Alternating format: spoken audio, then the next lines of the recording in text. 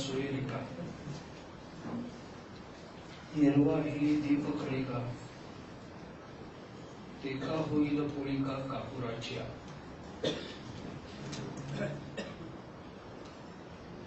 भगवान श्री रामकृष्ण प्रभू शारदा माता स्वामी विवेकानंदांच्या चरणी, स्वामी सद्गुरु श्री भास्करेश्वरानंदजींच्या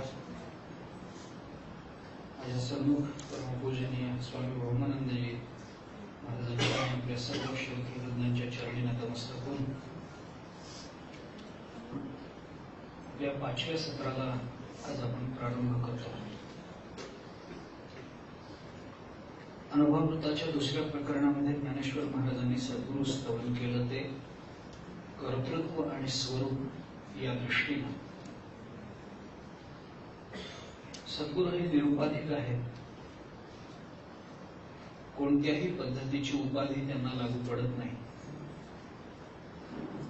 कारण त्यांचं स्वरूप आणि त्यांचं सामर्थ्य इतकं अगाध आहे की तद्भिन्न अशा कोणत्याही पदार्थाचा परिणाम त्यांच्यावर होत नाही।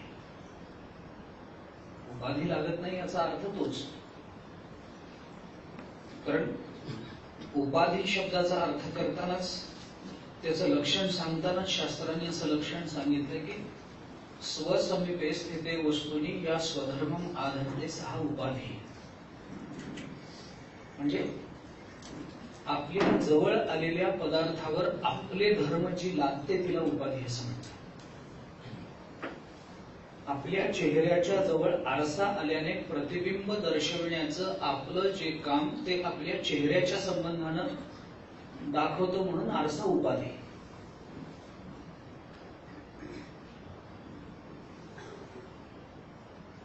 रक्तस्फटिकाचं उदाहरण त्याच्याकरता वेदांतामध्ये नेहमी दिलं जातं।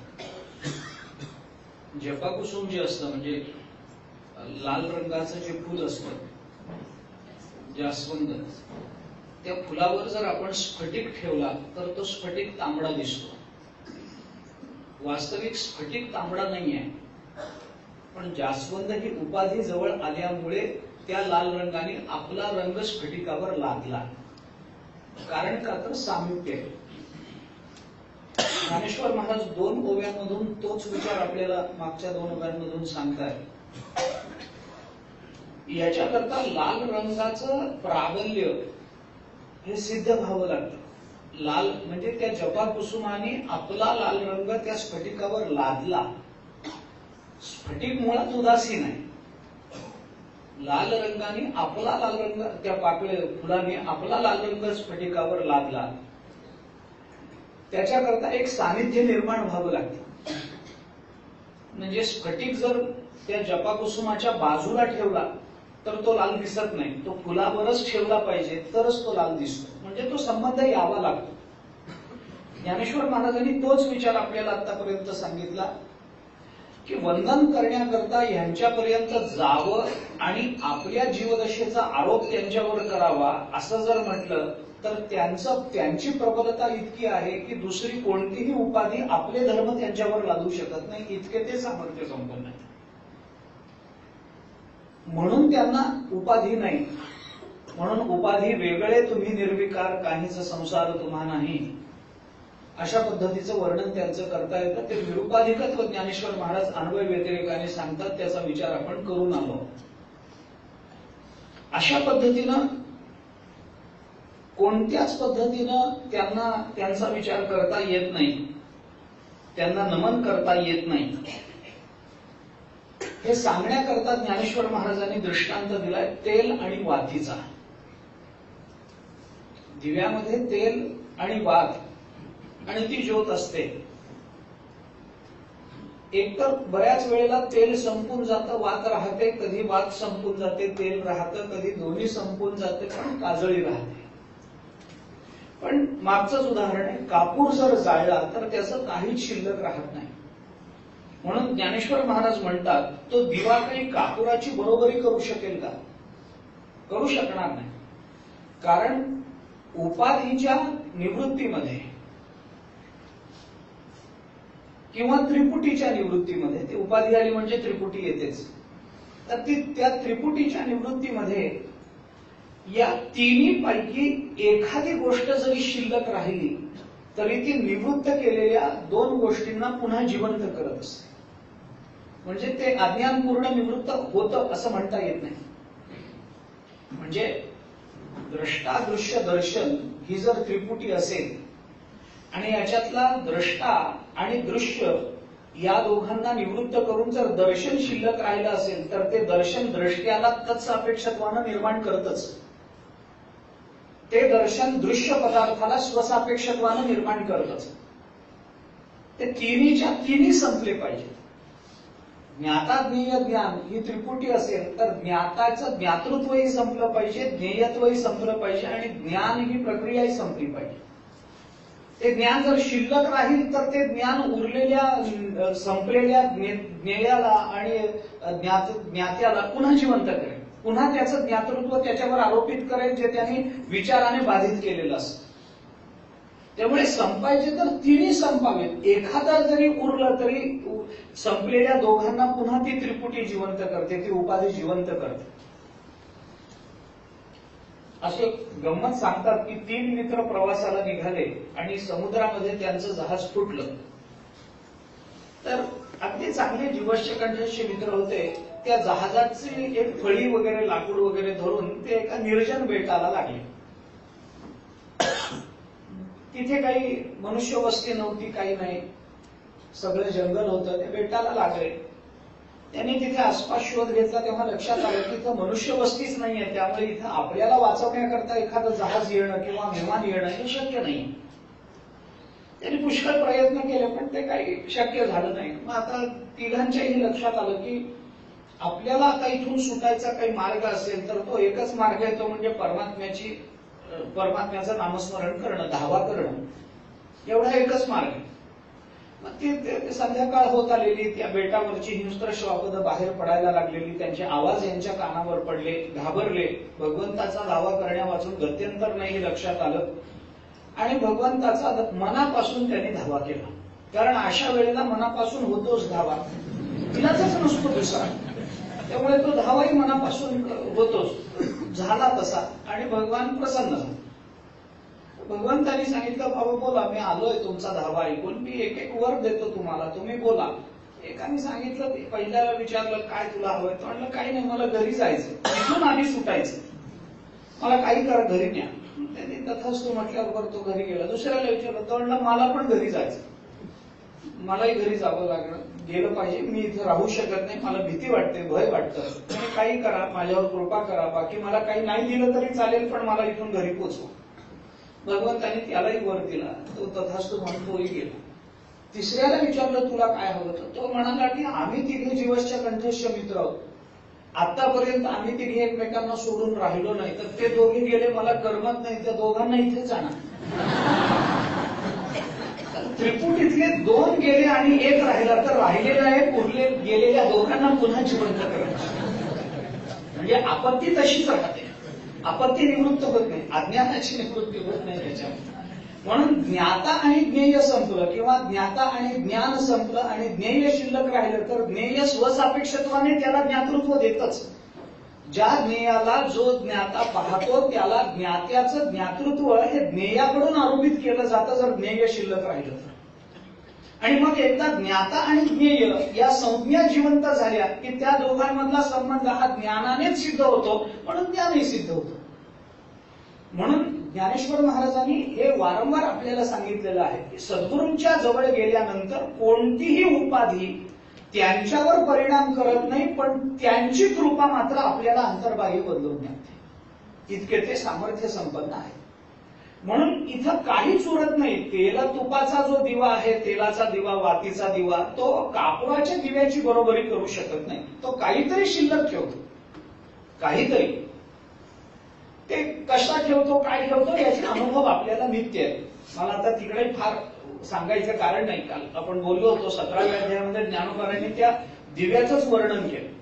स्नेहसूत्र वैश्वानरा, हाती आली आली वीरा, पण हातवटी नेणती प्रकाश नाही.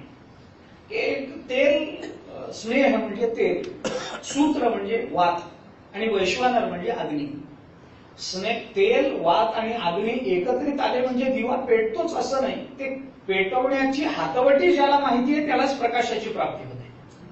सगळ्यांना होत नाही. म्हणजे एखाद्याला पणती दिली, तेल दिलं, वात दिली आणि अग्नी काड्यापेटी दिली, तर तो पणती पालथी टाकून त्याच्यावर जर तेल ओतेल आणि त्याच्यावर वात लावण्याचा प्रयत्न करेल तर ते चालणार. ती हातवटी पाहिजे. अशा हातवटीनं जो दिवा लावतो तो दिवा कुठे ना कुठेतरी आपलं अस्तित्व मागे शिल्लक ठेवतो. एखाद्या ठिकाणी वात पेटवली आणि 2 दिवसानंतर कोणी पाहिल तर त्याला अग्नी दिसणार नाही, पण इथे पेटवलं गेलेलं होतं हे कळेल की नाही. म्हणजे आपलं अस्तित्व या ना त्या निमित्ताने कुठल्या ना कुठल्या अर्थाने जिवंत राहतं. तसं जीव कितीही विद्वान झाला, कितीही मोठा अभ्यासक झाला, कितीही ग्रंथाचा त्याने अभ्यास केला, अध्ययन केलेलं असलं तरी जीवदशेचा काही ना काहीतरी मागे तो थोडा शिल्लक भाग ठेवतच असतो. कुठेतरी त्याला असं वाटतच असतं की मला सगळ्यांनी विद्वान म्हणावं. हे जीवदशेचंच लक्षण आहे. कुठेतरी त्याला असं वाटतं की या निमित्तानं आपला गौरव व्हावा, आपल्याला पुरस्कार मिळावेत, आपल्याला संपत्ती मिळावी, आपला ते ज्याला वेदांतामध्ये लोकवासना असं म्हणतात, ती वासना शिल्लक राहतेच. शास्त्र वासना राहते, लोकवासना नसेल तर. योग वासिष्ठामध्ये 3 वासनांचे विचार आहेत. त्यातली एक लोकवासना आहे, एक शास्त्र वासना आहे आणि एक शरीर वासना आहे. अशा 3 वासना. शरीर वासना तरी राहतेच राहते. जोपर्यंत जीवदशा आहे तोपर्यंत जगस्पहे आस्पद एक सार्वभौम पद न मरणे निर्विवाद जगा पडली, हे ज्ञानोबा बोलतात. ती शरीर वासना राहतेच, ती संपतच नाही. मी राहावं असं सगळ्यांनाच वाटतं, मी मरावं असं कोणालाही वाटत नाही की बाबा मी संपावं. आमचे आजोबा असं म्हणत असत की गावानी माझा 14वा साजरा करावा असं कुणालाही कधी वाटत नाही. सगळ्यांना असं वाटतं की मी राहावं, लोकांनी जावं पण मी राहावं. अहनि अहनि भूतानि गच्छन्ति यमालयम शेषा स्थावरम इच्छन्ति किम आश्चर्यमतस्परम. स्थावरम इच्छन्ति, प्रत्येकाला असं वाटतं. यक्षाला दिलेलं उत्तर आहे धर्मराजांनी महाभारतात यक्ष प्रश्नात. प्रत्येकाला असं वाटतं. म्हणून ज्ञानेश्वर महाराजांनी त्याच्यात एक शब्द फार चांगला घातला. जगस्पहे आस्पद एक सार्वभौम पद न मरणे निर्विवाद. याला अपवादच नाही, हे निर्विवाद आहे की या जगतामध्ये कुणालाही असं वाटतं की मी राहिलं पाहिजे. ते या ना त्या निमित्ताने असेल, या ना त्या निमित्ताने. कुणाला कीर्ती रूपानं कुणी राहील, कुणी कर्तृत्व रूपानं राहील, कुणी देह रूपानं राहील, कुणी वासना रूपानं राहील, पण राहील. प्रत्येकाला राहण्याची अपेक्षा. मी मरावं असं कुणाला वाटत नाही. देह वासना काही वेळेला असते, काही वेळेला शास्त्र वासना असते. शास्त्र वासनेमध्ये अर्थवासना, पाठवासना आणि अनुष्ठान वासना असे त्याचे 3 प्रकार. शास्त्र वासने काही वेळेला फक्त पाठांतराचीच वासना असते. भोकमपट्टी करून पाठ करायची एकदा सवय लागली की आता हे हा ग्रंथ पाठ झाला, आता हा करायचा, मग तो करायचा, मग तो करायचा, हेच राहतं. मरेपर्यंत पाठांतरच चालू असतं. मग दरबी सूप रसानिव असं महाभारत बोलतं. तसं ती आमटीतली पळी आमटीमध्येच राहते, पण त्या पळीला आमटीची चव कळत नाही. तसा तो अखंड त्या ग्रंथातच राहतो, पण अर्थ कळत नाही. असं होतं ते. त्याला ती पाठवासना आहे. काही वेळेला अनुष्ठान वासना असते की अनुष्ठानाचीच एक सवय लागून जाते. सारखे अनुष्ठान, हे झालं आता ते झालं आता ते, ह्याच्याकरता करतो त्याच्याकरता करतो. काही वेळेला अर्थवासना असते, विद्वत्ता आपल्या अंगी यावी याच्याकरता, किंवा पांडित्य यावं याच्याकरता ती अर्थवासना. शरीर वासनेमध्ये पुन्हा गुणाधान वासना, पोषण वासना वगैरे ते आणखीन काही प्रकार आहेत. पण या सगळ्यामध्ये कठीण वासना कोणती असेल तर ती लोकवासना आहे. योग वासिष्ठांनी स्वतःने उदाहरण दिले की रामचंद्र प्रभूंना सुद्धा लोकवासना ओलांडता आली नाही. म्हणून एक परीट बोलला तर बायकोचा त्याग केला की लोकांनी आपल्याला वाईट म्हणू नये.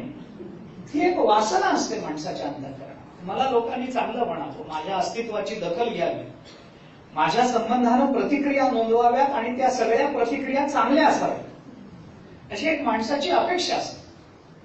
हे कशा करतात तर कुठल्या हे असं ज्यांच्या बाबतीत होतं, या वासना ज्यांच्या बाबतीत शिल्लक राहतात ते सगळे तेलाचे दिवे, ते सगळे तेलाचे आणि वातीचे दिवे. पण ज्ञानोबारायांसारख्या महात्म्यांच्या बाबतीत बोलायचं झालं तर तो कापराचा दिवा आहे, काही अस्तित्व नाही. इतकी सगळी ज्ञानेश्वरी सांगून किंबहुना तुमचे केले धर्म कीर्तन हे सिद्धे नेले, येत माझेशी उरले पाईकपणे हे म्हणावं. म्हणजे काय, स्वतःचं कोणतंच अस्तित्व शिल्लक ठेवायला ज्ञानोबाराय तयार नाही. हे मी केलं असं म्हणायला ते तयारच नाही. तुकोबाराय म्हणतात, तुका म्हणे बोल माझा बोलतो विठ्ठल, मी काहीच बोलत नाही. शाळुंके मंजुळ बोली तसे वाणी बोलविता धनी वेगळाचे तुकोबाराय बोलतात. किंवा मी तो हमाल भारवाही याच्यासारखी काही प्रमाण आपल्याला सापडतात की जे तुकोबाराय ते कर्तृत्व घ्यायला तयार नाही. ज्ञानेश्वर महाराज ते कर्तृत्व घ्यायला तयार नाहीत की हे मी केलं, मी केलं. मागे आपल्याला मी बोललोय, ज्ञानोबारायांच्या चरित्रामध्ये रेड्याच्या मुखातून वेद बोलवण्याची जी लीला, जो प्रसंग पैठण क्षेत्रामध्ये घाटावर घडला, त्याच्यामध्ये ज्ञानोबारायांना त्या दुपारच्या वेळेला किंवा सकाळी जी धर्मसभा झाली, त्या धर्मसभेमध्ये रेड्याच्या पाठीवरचे वळ ज्ञानोबारायांच्या पाठीवर दिसले.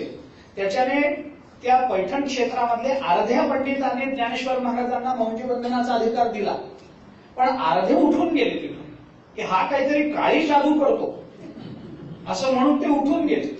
आणि संध्याकाळी ज्ञानेश्वर महाराज त्या रेड्याबरोबर जेव्हा घाटावर फिरत होते किंवा तिथे गेले होते गंगावंदनात, त्यावेळेला ती मंडळी तिथे भेटली आणि त्यांनी सांगितलं, पाठीवर वळ उमटवले म्हणजे काय फार मोठा अधिकार झाला का, याच्या मुखातून वेद बोलवून दाखव. ज्ञानेश्वर महाराज म्हणाले, बोलून दाखवतो. त्यामुळे बोलून दाखवतो म्हणजे रेडा कुठे वेद बोलतो काय. ज्ञानेश्वर महाराजांनी सांगितलं, रेडा वेद बोलत नाही हे मलाही माहिती आहे, पण ज्या अर्थी तुमच्या मुखातून आलाय बोलवून दाखव, त्या अर्थी तो बोले. म्हणजे ती नम्रता ज्ञानोबारांनी तिथं कळत, मी बोलवतो असं नाही, तुमच्या मुखातून आलं ना याला बोलवून दाखव, मग हा बोलेल. इतकं सुद्धा श्रेय घ्यायला ज्ञानोबाराय त्या चमत्काराचं किंवा त्या लीलेचं तयार नाहीये. हे काय, आपलं कुठलंच अस्तित्व ज्ञानोबारांनी ठेवलं नाही. प्रत्येक ठिकाणी मी निवृत्ती दास आहे, मी निवृत्ती सुत आहे, हीच भावना ज्ञानोबाराय जर बोलून दाखवत असतील तर कापराचा दिवा आणि तेलाचा दिवा यांची बरोबरी कशी होईल.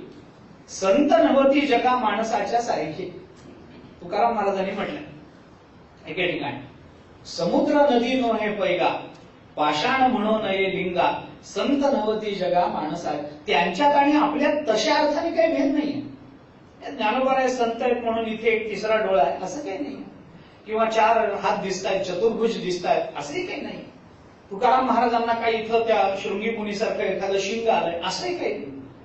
म्हणून तर लोक फसले ना त्यांना, म्हणून तर फसले की ही सामान्य माणसं आहेत असंच वाटलं.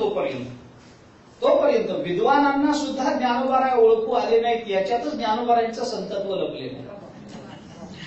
खरं जर पाहिलं, विद्वानांनाही कळाले नाही ज्ञानोबाराय. मोठ्या मोठ्या रामेश्वर भट्टासारख्या दशग्रंथींना सुद्धा तुकाराम महाराज कळाले नाही.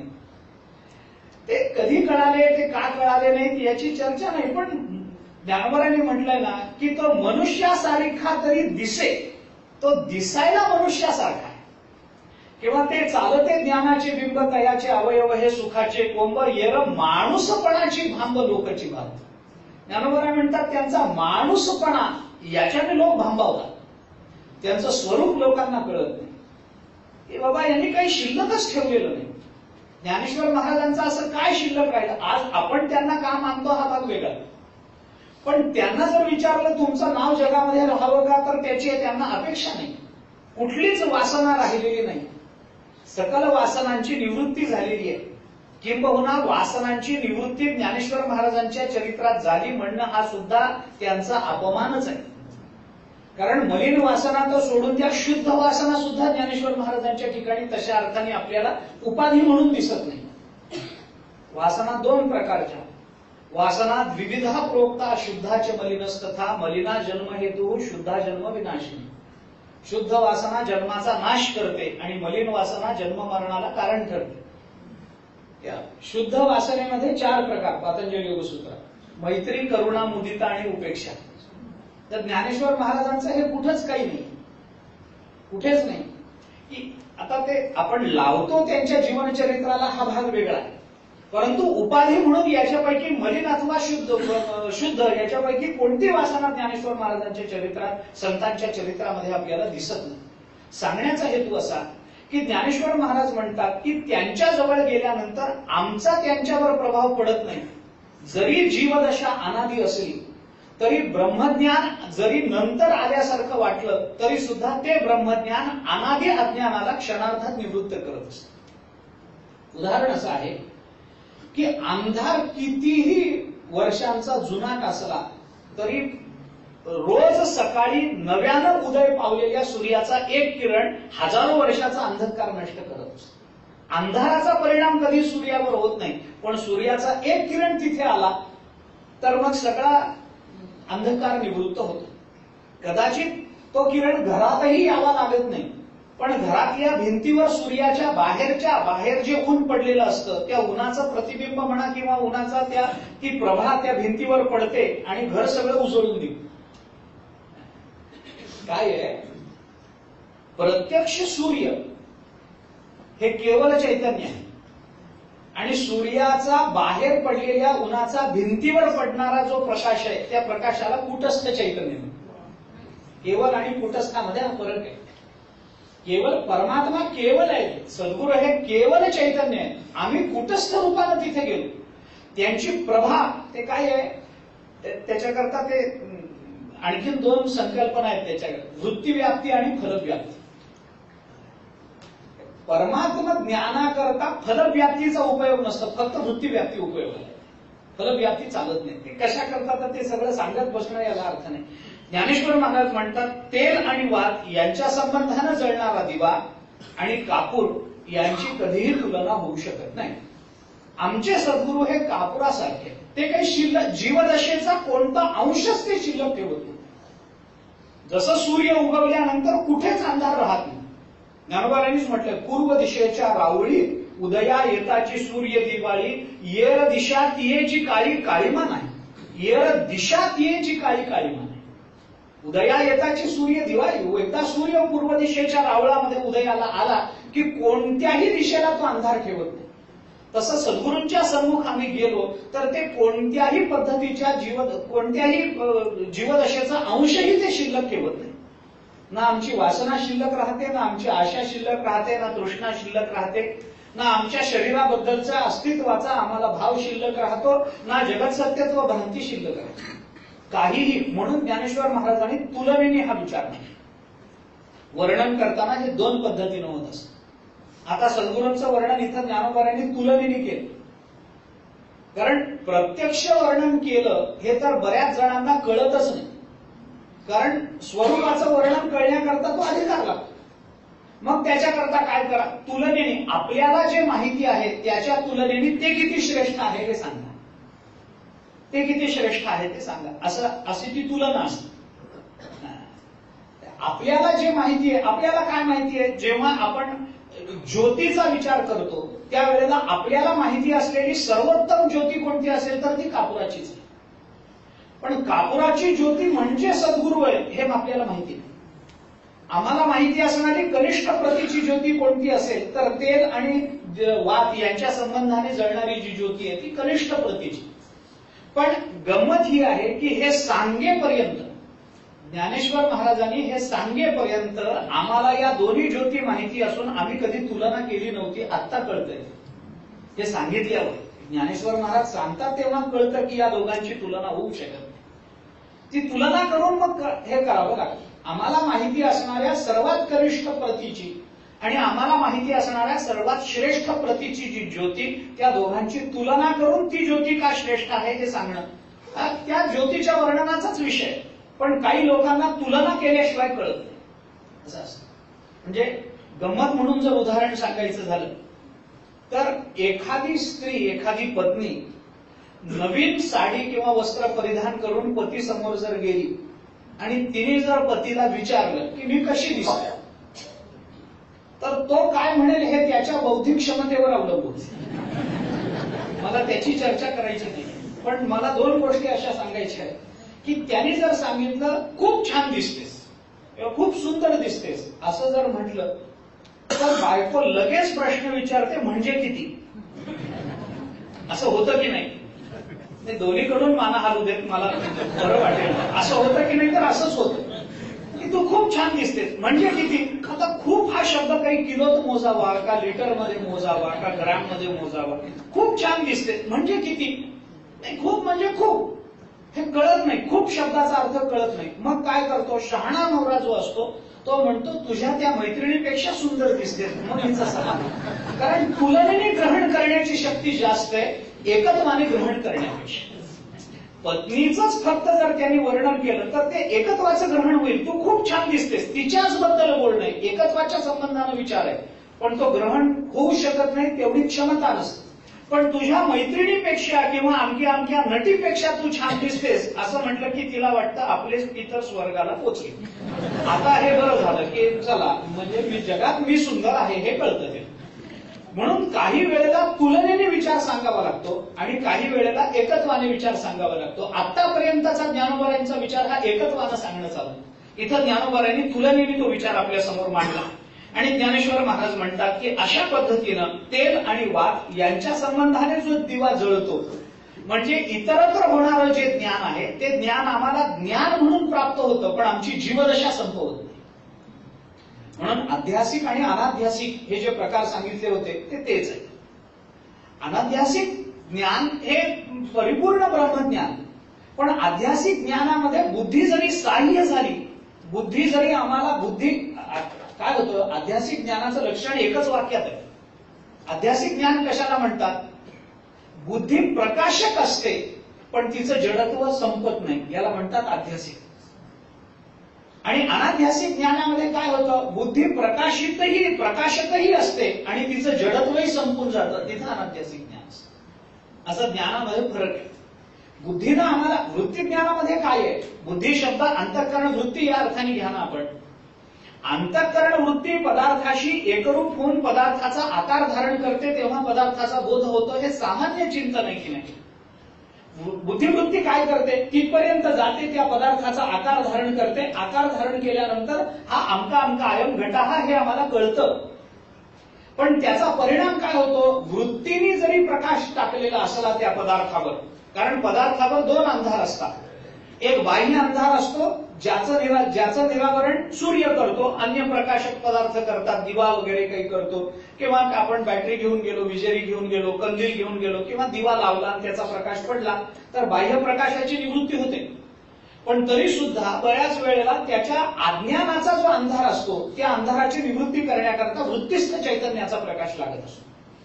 म्हणून बऱ्याच वेळेला असं डोळस असणारा मनुष्य सुद्धा कशाला तरी अडखळतो. म्हणजे काय होतं, बाह्य प्रकाश जरी उपलब्ध झाला तरी सुद्धा वृत्तिस्थ चैतन्याचा प्रकाश त्या पदार्थावर पडलेला नसल्यामुळं हा पदार्थ इथे ठेवलेला आहे याचं ज्ञान होत नाही, आणि ज्ञान होत नाही म्हणून मनुष्य अडखळतो. असं होतं. मग हे म्हणावं लागतं, डोळे फुटले काय, हे जे सगळे वादाचे विषय सुरू होतात ते वृत्तिस्थ चैतन्याचा प्रकाश न पडल्या. वृत्तिस्थ चैतन्याचा प्रकाश ज्या दिवशी आम्हाला कळाला त्यावेळेला बाहेरचा प्रकाश पडला की न पडला याला फारसं महत्व राहत, तो पडावा लागतो. वृत्ती तिथपर्यंत जाते, त्या पदार्थाचा आकार धारण करते, त्या पदार्थाचा बोध करून देते, आणि ती वृत्ती त्या पदार्थाचा बोध करून दिल्यानंतर पुन्हा परत येते. हे जे पुन्हा परत येणं आहे हे तिचं जडत्व न संपल्याचं लक्षण.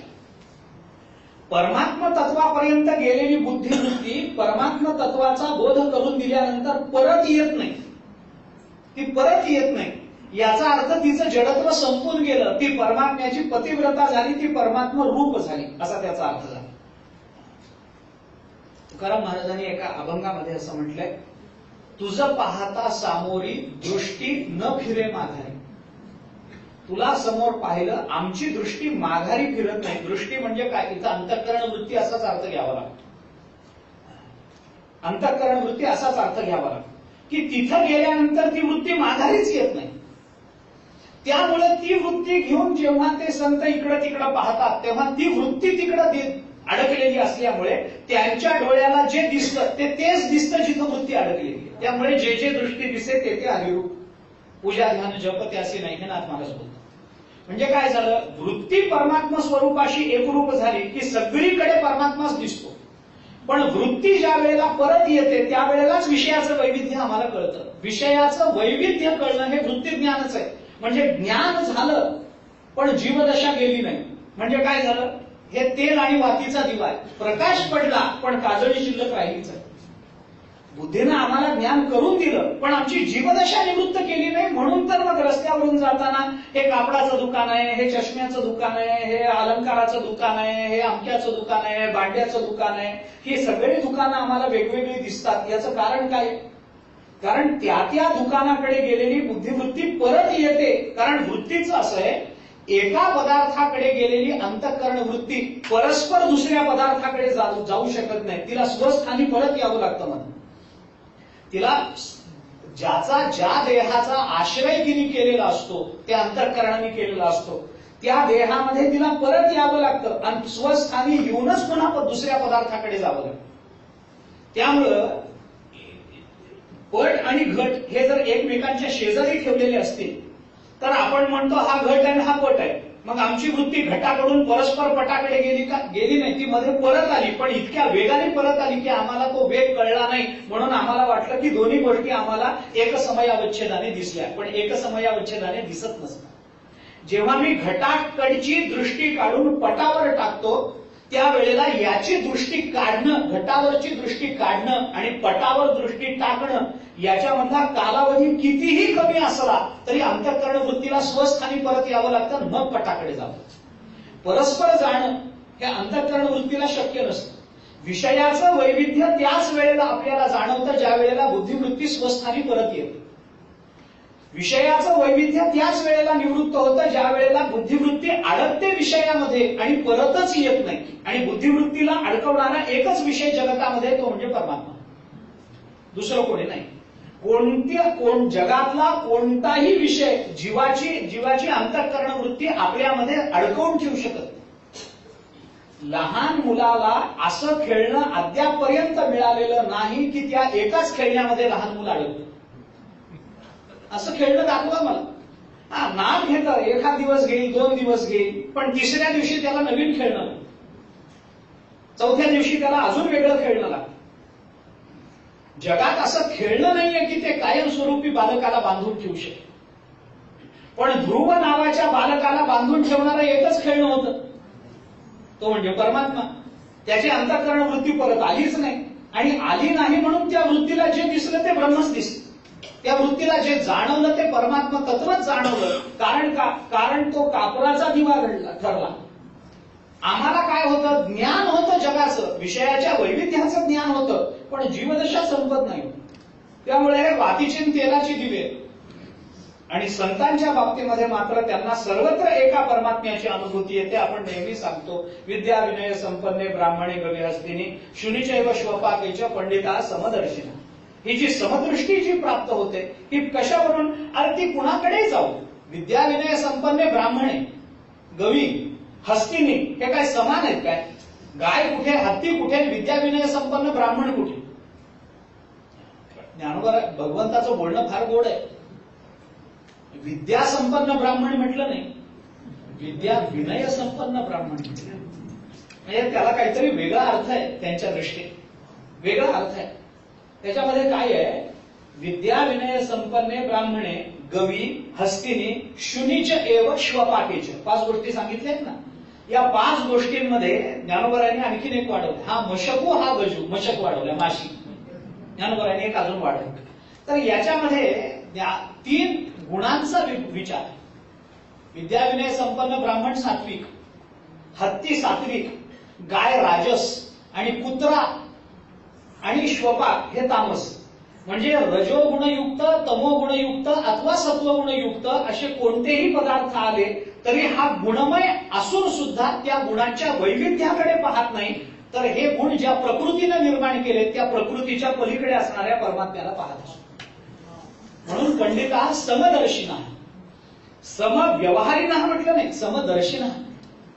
त्यांच्या बरोबरचा पंडिताचा व्यवहार समान नसतो, त्यांच्या स्वरूपाकडे बघणं समान असतं. म्हणून तो कुत्र्याच्याही तसाच पाया पडतो जसा त्या विद्याविनय संपन्न ब्राह्मणाच्या पाया पडतो असं होत नाही. असं होत नाही. त्याचं बघणं या सगळ्यांकडे समान असतं. आता हे समानत्वानं पाहणं म्हणजे काय? जीवदशा न राहिल्याचं लक्षण. त्यांना सगळं समान आहे, सगळीकडे एकच परमात्मा तत्वाचा अनुभव, वेगवेगळं नाही. हा वेगळा, तो वेगळा, तो वेगळा हे नाही. त्यांच्या दृष्टीने सगळे समान, सगळे एक असंच मानावं लागतं. म्हणून ज्ञानेश्वर महाराज या दोन्हीची तुलना करून आपल्याला सांगतात. मग कापराच्या दिव्यामध्ये असं काय वेगळेपण आहे? ज्ञानोबराय त्यांचं वेगळेपण असं सांगतात. तया दोहो परस्परे होय ना जव मेळ हैरे तव दोहोचीही सरे सविसेची. ज्ञानोबराय म्हणतात अग्नी आणि कापूर तया दोहो परस्परे, ते दोघे एकत्रित आले. वात आणि अग्नी किंवा तेल, वात आणि अग्नी हे एकत्रित आल्यानंतर खाली काहीतरी राहतं. पण अग्नी आणि कापूर हे दोघे एकत्रित आल्यानंतर खाली काय शिल्लक राहतं? तर दोहोचीही सरे सविसेची. त्यावेळेला ते दोन्ही संपून जातात. अग्नीही संपतो कारण कापूर संपतो म्हणून, आणि कापूरही संपतो कारण अग्नीशी संपर्क आला म्हणून.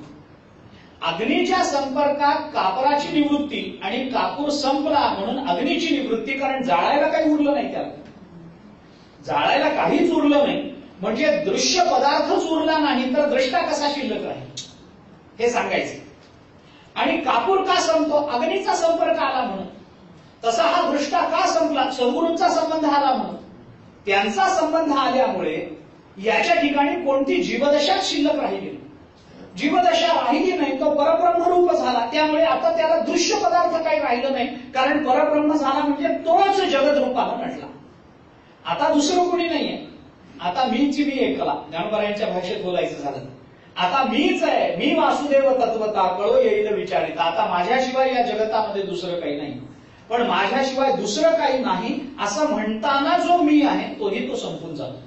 म्हणून हे सगळं संपून जाणारा हा कापुराचा दिवा वेगळा आहे. आणि ज्ञानोबराय म्हणतात त्या पद्धतीनं तेलाचा आणि वातीचा दिवा हे दोघे वेगळे आहेत. ज्ञानोबराय म्हणतात आमचे सद्गुरू म्हणजे अशा पद्धतीनं हे कापुराच्या दिव्यासारखे आहेत. ते काही उरत नाहीत, मागे काही शिल्लक ठेवत नाहीत. म्हणून पुढे ज्ञानोबरांनी त्यांचं वर्णन करताना असं सांगितलं की ते वि देखे ना मी ययाते तव गेले वंद्य वंदिते चेईलिया कांते स्वप्नीचे जेवी. आता त्याच्यातही पुन्हा एक दृष्टांत, त्याच्यातही पुन्हा दृष्टांत त्या पद्धतीने. कारण काय? म्हणून तुकाराम महाराजांनी एके ठिकाणी म्हटलंय, नामदेवरायांच्या एका अभंगात, म्हणून चित्त आपलं कापुरासारखं कसं होईल याचा प्रयत्न केला पाहिजे.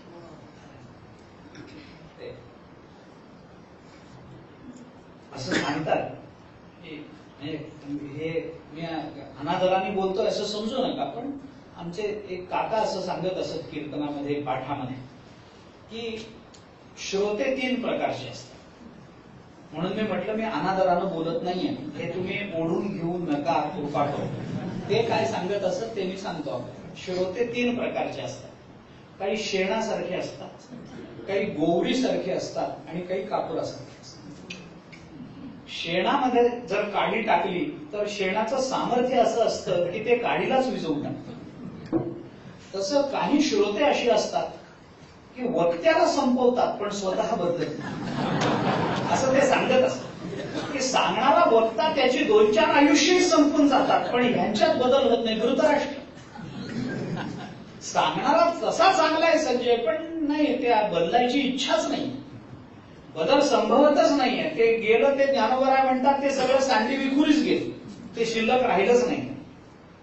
काही श्रोते असतात ते गोवरीसारखे असतात.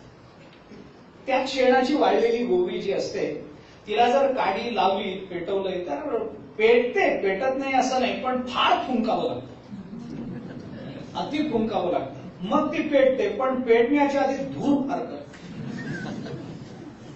म्हणजे सांगणाऱ्याला फार कष्ट घ्यावे लागतात, तेव्हा कुठं थोडा धूर समोरून हळूहळू हळूहळू हळू सुरू होतो, मग कधीतरी कालांतराने ती पेटते.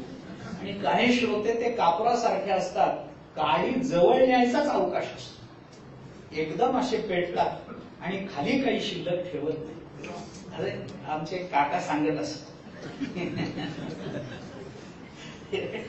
जोग महाराजही सांगत असत, शेणी बुद्धी, मेणी बुद्धी, त्यानंतर ते तैल बुद्धी, असं जोग महाराजही कीर्तनामध्ये सांगत. शेणी बुद्धी असते, काही असतात श्रोते तसेही असतात.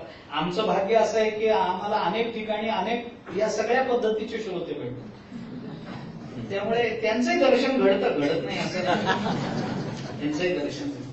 ज्ञानोबा म्हणतात अशा पद्धतीचा हा व्यवहारही म्हणणं त्याला चुकीचं आहे, पण त्यांच्या जवळ गेलं की ते काही जीवदशाच खाली शिल्लक ठेवत नाहीत. त्या पद्धतीने कापूर आणि हा सामान्य दिवा यांची तुलना होऊ शकेल का? तर होणार नाही. कापुराच्या दिव्याच्या ठिकाणी हे सामर्थ्य आहे की कापुराचा दिवा आणि अग्नी हे दोघेही परस्पर संपून जातात, एकमेकांच्या सापेक्षत्वानं निर्माण झालेले असल्यामुळे ते संपून जातात. तसं शिष्य आणि गुरु या सापेक्षत्वाने जेव्हा आम्ही गुरुकडे जाऊ आणि नमस्कार करू तेव्हा ते सापेक्षत्व गुरुच्या सामर्थ्यानं संपून जातं आणि ते संपून गेलं की ते गुरु राहत नाहीत आणि आम्हाला शिष्य ठेवत नाही. आम्हाला शिष्य ठेवतच नाहीत, कारण ब्रह्म करतात आणि आम्ही शिष्य नसल्यामुळे गुरु कोण? मग शिष्यच जर कुणी नाही तर गुरु कोण? ते गुरु राहत नाही. ज्ञानोबांनी याच प्रकरणामध्ये पुढे म्हटलंय, शिष्य आणि गुरुनाथू याच प्रकरणात पुढे येणार आहे आपल्याला. शिष्य आणि गुरुनाथू दोही शब्दाचा अर्थ एकची परी होतो श्री गुरुची, असं ज्ञानोबांनी पुढे याच प्रकरणामध्ये म्हटलंय. शेवटी तर अशा पद्धतीनं ज्ञानोबा म्हणतात की असे कापरासारखे कापराची जी ज्योत असते त्या पद्धतीनं हा व्यवहार घडतो. आम्ही जीवदशेत शिल्लक राहत नाही, सद्गुरू आमची जीवदशा शिल्लकच ठेवत नाही. जीवदशेचं आपण या शब्दात सांगायचं तर नामनिशाण राहत नाही. काय ज्ञानोबांच्या भाषेत बोलायचं झालं तर जीवदशेचे आडनावही उरले नाही. ज्ञानोबांच्या भाषेत तयाचे आडनावही उरले, त्यांचं आडनाव, नाव तर सोडून द्या, आडनावही उरलं. कारण हे खरंच आहे, नावं संपत जातात, आडनावं संपत नाही. कारण का? आडनाव चालवणारं सगळं कुळ असतं, नाव चालवणारे व्यक्ती असते. त्यामुळे व्यक्ती संपते, पण कुळामध्ये पुढे ना कुणीतरी पुढे जन्माला येत असल्यामुळे आडनाव शिल्लक राहते.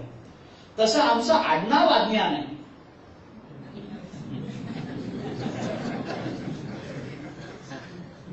ते कुठे ना कुठेतरी शिल्लक राहतच, ते कुठे ना कुठेतरी राहतच, पण तयाचे आडनावही ते उरू देत नाहीत. म्हणून ज्ञानोबा म्हणतात, तेवी देखे नामी ययाते तव गेले वंदे वंदिते चैल या कांते स्वप्नीची जीव.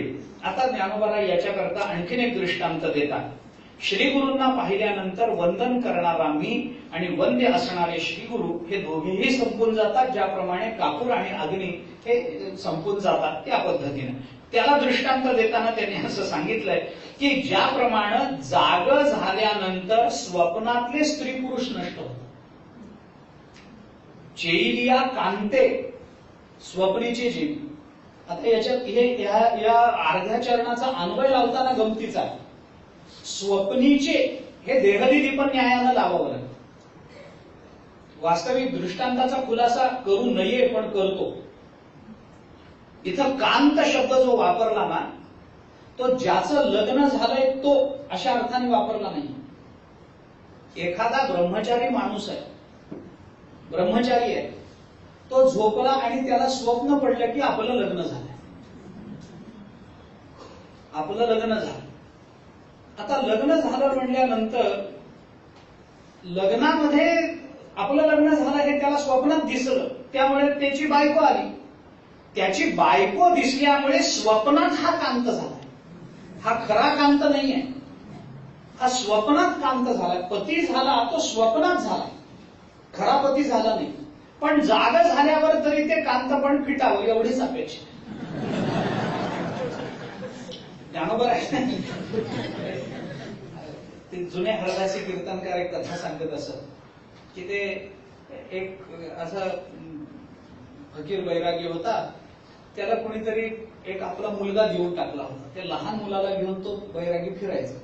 तर एके दिवशी एका गावाच्या मारुती मंदिरामध्ये गावाच्या बाहेरच्या त्यांचा मुक्काम पडला. रात्रीची वेळ होती, त्याशी मुक्कामाला तिथे थांबले. तर तिथे एक वरात आली लग्नाची. त्या मुलाला तोपर्यंत लग्न म्हणजे काय हे माहितीच नव्हतं. लहान मुलगा बरोबरच, त्याला काहीच माहिती नव्हतं. तिथं ते वाजत गाजत ती वरात आली, ते घोड्यावर बसलेले, ते सगळं बघितल्यानंतर त्या मुलाने त्या बैराग्याला विचारलं, गुरुजी हे क्या है, काय हे सगळं? गुरुजींनी सांगितलं बेटा हे बारात आहे, बारात. त्याला तर तो शब्दही नवीन. तर त्याला त्याने विचारलं वो घोड़े पे बैठा है वो कौन है? त्यांनी सांगितलं ये आगे बैठा है वो दूल्हा है, वो पीछे बैठी है वो दुल्हन है. आता तेही शब्द त्याला नवीन, दूल्हा दुल्हन. त्याने विचारलं ये दूल्हा है ये दुल्हन है, आप वो क्या करेंगे? आता क्या करेंगे बैराग्याला कुठं माहितीये काय ते क्या करेंगे. बैराग्याने त्याला काहीतरी तिथल्या तिथं उत्तर दिलं. ते वरात आली, नंतर ते फटाके वाजवणं, ते सगळं वाद्य वाजवणं, बँड वाजवणं वगैरे ते करत ते निघूनही गेली. ते प्रकाश बत्त्या घेऊन आलेले ते सगळे निघून गेले. त्या सगळ्या वरातीच्या त्या प्रसंगाचा त्या मुलाच्या चित्तावर असा परिणाम झाला. ते गेल्यानंतर हे झोपले. ते काय झोपले, ते मारुतीच्या ओट्यावरती झोपले. झोपल्यानंतर या मुलाला त्या सगळ्या संस्कारानं स्वप्न पडलं आणि स्वप्नात या मुलाचं लग्न लागलं. त्यांनी बघितलं. छोटा 5-7 वर्षाचा मुलगा, त्याला असं दिसलं की माझंच लग्न लागलं. मग ते बघितलेलं होतं, ते सगळं बत्त्या घेऊन आले, एवढी मोठी वरात. ते जी वरात बघितली होती त्याच्यापेक्षा मोठी वरात स्वप्नात झालं. ते घोड्यावर बसला, तो आला. ते स्वप्न चालू असताना ते त्या घोड्याचं इकडं जसं फटाके वगैरे वाजवत होते तसं ते जुन्या काळामध्ये ते उखळ बार म्हणून मिळायचे. उखळ बार म्हणायचे. ते पोटॅशियम परमॅग्नेट आणि हे करून त्याचं ते उखळामध्ये भरायचं. ते लोखंडाचं असं आपटलं की मोठा आवाज येतो, तर उखळ बार. त्याच्या स्वप्नामध्ये त्याला दिसलं तो घोड्यावर बसून निघालेला आहे आणि तेवढ्यात कुणीतरी त्याच्या घोड्यासमोर तो आवाज काढला, फटाका वाजवतो. स्वप्नात वाजवतो. तर काय झालं, तो घोड्यावर स्वप्नामध्ये ज्या घोड्यावर बसला होता ते घोडं होतं बुजलं. त्या आवाजानं ते घोडं बिथरलं. बिथरल्याबरोबर 2 पायावर उभं राहिल्यावर हा घोड्याच्या पाठीवरून खाली पडला. स्वप्नात घोड्याच्या पाठीवरून खाली पडला. खाली पडल्यानंतर जसा तो तिकडं खाली पडला तसा मारुतीच्या ओट्यावर झोपला होता तो तिथून खाली पडला. खाली पडल्याबरोबर आवाज झाला. ते गुरुजी एकदम दचकून आले, बच्चा गिर गया, बच्चा गिर गया, बच्चा गिर गया. मग आता तिथं काय ते पौर्णिमेची रात्र असेल, काही असेल, दिवाबत्ती काही असेल. त्या दिव्याच्या प्रकाशामध्ये ते गुरुजी पटकन खाली उतरले. त्या मुलाला बघायला लागले, लागलं का. तर हा झोपेतच पण असं काही शोधायला. तर गुरुजीने त्याला विचारलं बच्चा क्या ढूंढते हो? तर त्याने सांगितलं गुरुजी मैंने दुल्हन किधर है. म्हणजे एवढं होऊन तरी आपल्याला पत्नी नाही हे कळावं, पण कळत नाही अज्ञानामध्ये. ज्ञानोबा तोच दृष्टांत आपल्याला देऊन पुढे हे सांगतायत की अशा पद्धतीनं म्हणून मी म्हटलं की हे जे आहे ना, हे स्वप्नीचे हे देहलिती पण न्यायाला दोन्हीकडे लावायचं. नाहीतर जर तो जागृतीतला कांत असेल तर त्याची पत्नी आत्ता जवळ नाही पण पत्नी आहे असं म्हणावं लागेल. म्हणून ज्ञानोबांनी दिलेला चेलिया कांते स्वप्नीचे जेली. स्वप्नीचे कांते चेलिया. स्वप्नामध्ये जो कांत झालेला आहे तो जागा झाल्यानंतर त्याचं पतित्वही गेलंय आणि त्याला कल्पनेने दिसलेलं पत्नीत्वही गेलं. हे दोन्ही जसं बाधित होतं त्या पद्धतीनं देखेना मी ययाते गेले वंद्य वंदिते. त्या पद्धतीनं. कारण का व्यवहार हा व्यवहार आहे की नाही, की मी वंदन करणार आहे आणि ते वंद्य विषय, त्या दोघांमध्ये काहीतरी घडतं ना, मग हा व्यवहार झाला. व्यवहाराचा बाध झाला पाहिजे हे सांगायचं. आता याच्यात सांगण्यासारखी गोष्ट काय ती सांगतो. ज्ञानोबारायांनी जो दृष्टांत दिलाय तो दिलाय प्रतिभासातला. ज्ञानोबारायांनी दृष्टांत दिला. स्वप्नीचे म्हटलं की नाही, हा प्रतिभास आहे की नाही, प्रतिभास. दृष्टांत दिला प्रतिभासातला, पण त्यांना सिद्धांत सांगायचा आहे तो व्यवहारातला. वंद्य आणि वंदन करणारा हा व्यवहार आहे, ही व्यावहारिक सत्ता आहे. आणि व्यावहारिक सत्तेचं चिंतन करताना ज्ञानोबारायांनी दृष्टांत दिलाय तो प्रतिभासिक दिला. मग हे चालतं का शास्त्राला? तर खरं तर चालत नाही. खरं तर चालत नाही. ज्या सत्तेवर आपण आहोत त्या सत्तेवरचा दृष्टांत तिथं उपयुक्त ठरतो. वेगळीकडचा दृष्टांत आणून चालत नाही. ज्या सत्तेवर आपण आहोत त्या सत्तेवरचाच दृष्टांत दिला पाहिजे. आता आपण ज्या भूमिकेवर आहोत, आपण ज्या व्यावहारिक सत्तेवर आहोत, तुम्ही मला पाहतात, मी तुम्हाला पाहतो आहे, तर माझे जे दृष्टांत असावेत ते व्यावहारिक सत्तेवरचेच असावेत. पण ज्ञानोबारायांनी व्यवहार सिद्ध करण्याकरता प्रतिभासाचा दृष्टांत दिला. मग हे कसं चालतं? सत्तांतरातला दृष्टांत कसा चालतो? तो शास्त्रविरुद्ध नाही का? तर त्याचं उत्तर आहे की अर्थात हे आपल्याला कळतं तर त्यांना कळत नाही का? मग तरी त्यांनी का दिला, तर त्याचं उत्तर हेच आहे की वेदांताच्या दृष्टीने व्यवहार आणि प्रतिभास याच्यात अंतर नाही म्हणून प्रातिभासिक दृष्टांत दिला तरी सांगायचा व्यवहाराचाच बाद, पण प्रतिभासाचा बाद होतो किंवा प्रातिभासिक पदार्थांचा बाद होणं हे आपल्या अनुभवाचं आहे, पण व्यवहाराच्या सत्यतेचं अज्ञान असल्यामुळे व्यवहारातल्या पदार्थांची निवृत्ती किंवा व्यवहाराची निवृत्ती होणं हे अनुभवगम्य नाही, आपल्याला अनुभवाला आतापर्यंत आलेलं नाही. हा जो सगळा व्यवहार आहे ह्या स्वप्नासारखाच आहे, दुसरं काय. म्हणून दृष्टीसृष्टीवादामध्ये दोनच सत्तांचा विचार आहे, एक प्रातिभासिक सत्ता आहे आणि दुसरी पारमार्थिक सत्ता आहे. व्यावहारिक सत्ता मानलीच नाहीये दृष्टीसृष्टीवर, कारण ते म्हणतात व्यावहारिक सत्ता मानून तरी काय उपयोग आहे, तिचाही जर बाधच करायचा असेल, तिची जर निवृत्तीच करायची असेल तर आम्ही प्रातिभासिक सत्ता मानलेलीच आहे, तिथं निवृत्ती होतेच आहे त्याची. आणि शेवटी जो व्यवहार म्हणजे काय, अस्वप्नात दिसणारे दृश्य पदार्थ किंवा स्वप्नात दिसणारे पदार्थ हे व्यवहाराला सोडून आहेत का, तर आम्हाला व्यवहारामध्ये ज्या पदार्थांचे आमच्यावर संस्कार होतात तेच स्वप्नात दिसतात. मला आपण सांगा, मी साधा प्रश्न आपल्याला विचारतो, आपल्याला आतापर्यंत अनेक वेळेला स्वप्न पडलं असेल, खूप वेळेला पडलं असेल, काही लक्षात राहिली असतील स्वप्न, काही नाही राहिली असतील, तो भाग वेगळा. पण मला आपण सांगा, प्रामाणिकपणानं सांगा की आतापर्यंतच्या कोणत्याही स्वप्नामध्ये आपल्याला अनोळखी व्यक्ती दिसली काय, दाखवा मला. स्वप्नामध्ये अनोळखी व्यक्ती दिसते का, कधीच दिसत नाही. मी ज्या व्यक्तीला कधीही भेटलेलो नाही, ज्या व्यक्तीचं नावही मी कधी ऐकलेलं नाही, अशी व्यक्ती मला कधीही स्वप्नात दिसू शकत नाही. मी तिला वर्तमानपत्रात पाहिलं असेल, मी तिचा काही छायाचित्र तिचं पाहिलं असेल, नाही तर शब्द रूपानं कुणीतरी त्या व्यक्तीचं वर्णन माझ्या समोर केलेलं असेल की बाबा काळी टोपी घालतात, डोळ्याला चष्मा आहे, धोतर नेसतात, अंगावर कोट असतो, पायात बूट असतात, असं काहीतरी वर्णन केलेलं असेल की ज्याच्यामुळे माझ्या समोर तो आकार निर्माण झाला असेल, कोणत्या का रूपानं असेल, शब्दाने केलेला असेल अथवा त्याचं माझ्या इंद्रियांनी प्रत्यक्ष झालेलं असेल, अशीच व्यक्ती मला स्वप्नामध्ये दिसते. अनोळखी व्यक्ती मला कधीही स्वप्नात दिसत नाही, कधीही दिसत नाही. आणि पाहिलेले सगळेच येतात असं नाही, ज्यांचं नशीब उजाडलेलं असतं तेच आपल्या स्वप्नात येतात, सगळे येत नाही. मला जाऊ द्या, मला क्षमा करा, पण मला सांगा, आतापर्यंत ज्ञानेश्वर महाराज कधी स्वप्नात आले? कधीच नाही. त्यांचं नशीब अजून उजाडायचं, येत नाही लवकर.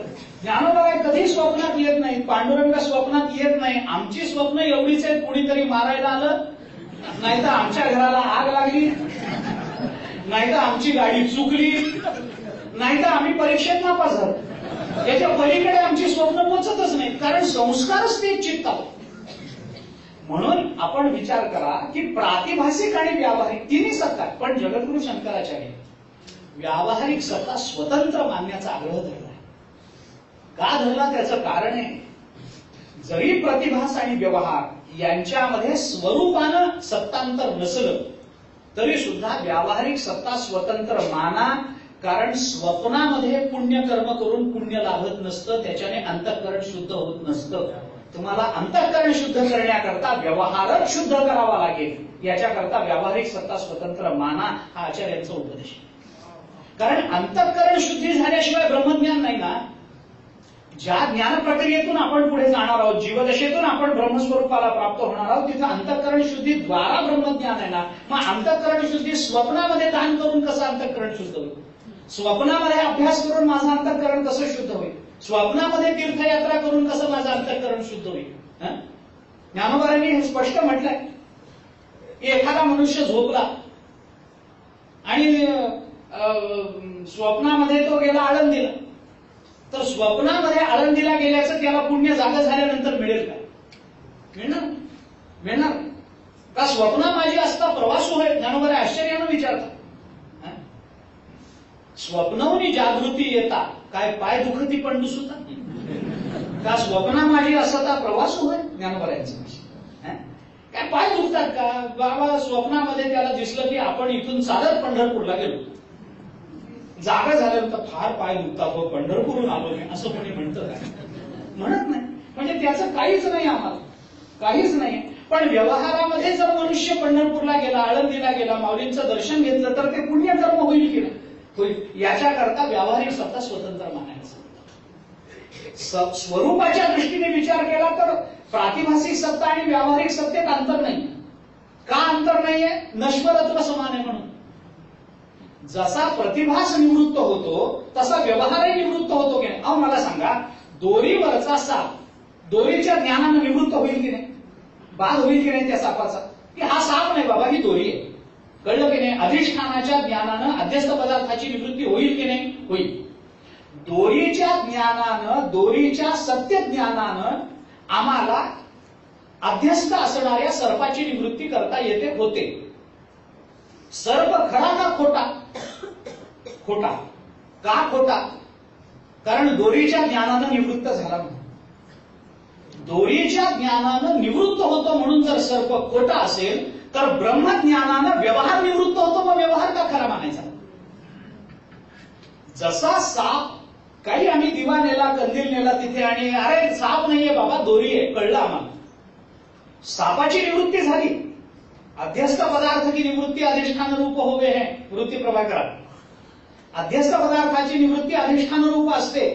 अध्यस्त पदार्थ निवृत्त झाला, त्याचा बाध झाला. ठीक आहे, इतका फरक आम्ही करू शकतो की प्रातिभासिक पदार्थाचा बाध होईल, व्यावहारिक पदार्थाचा नाश होईल. इतका फरक आम्ही करू शकतो. पण निवृत्ती दोन्हीमध्ये आहेच आहे की नाही हो? साप जर निवृत्त झाला म्हणून जर खोटा आहे तर ही दोरी काही कायम राहणारच आहे? काही दोरी कधी नष्ट होणारच नाही का? ती दोरी तिथंच ठेवा, तिला हातही लावू नका. 50 वर्षांनी, 100 वर्षांनी, 200 वर्षांनी, 500 वर्षांनी दोरी नष्ट होईल की नाही? तिची माती होईलच की नाही कधी ना कधीतरी? मग दोरी नष्ट होते. साप निवृत्त झाला तो क्षणार्धात झाला असेल. दोरी निवृत्त झाली ती 500 वर्षांनी झाली असेल. पण क्षण काय आणि 500 वर्ष काय? निवृत्तीमध्ये कालाचं परिमाण काय याला अर्थ राहत नाही. निवृत्त होणं हा त्याचा जर स्वभाव असेल तर त्याला मिथ्या मानलं पाहिजे. म्हणून प्रातिभासिक सत्ता निवृत्त होते म्हणून जर मिथ्या मानायची असेल तर व्यावहारिक सत्ता सुद्धा ब्रह्मज्ञानाने निवृत्त होते म्हणून तिलाही मिथ्या मानावं लागतं. आणि या मिथ्यात्वाच्या एका अंशामध्ये ज्ञानोबरायांनी आम्हाला व्यवहार त्यांच्या बाबतीत संभवत नाही या व्यावहारिक सत्तेकरता प्रातिभासिक दृष्टांत दिले. असं ते सगळं एकूण प्रकरण आहे. मोठं प्रकरण आहे. असं ते प्रकरण आहे. म्हणून ज्ञानेश्वर महाराज म्हणतात की चेलिया कांते स्वप्नीचे जीव. स्वप्नाचा दृष्टांत दिला. 3 सत्ता आपण मानतो. सत्तात्रयाचा सिद्धांत अद्वैताच्या विचाराकरता फार महत्वाचा आहे. अद्वैत जर समजून घ्यायचं असेल तर सत्तात्रयाचा सिद्धांत डावलून चालणार नाही.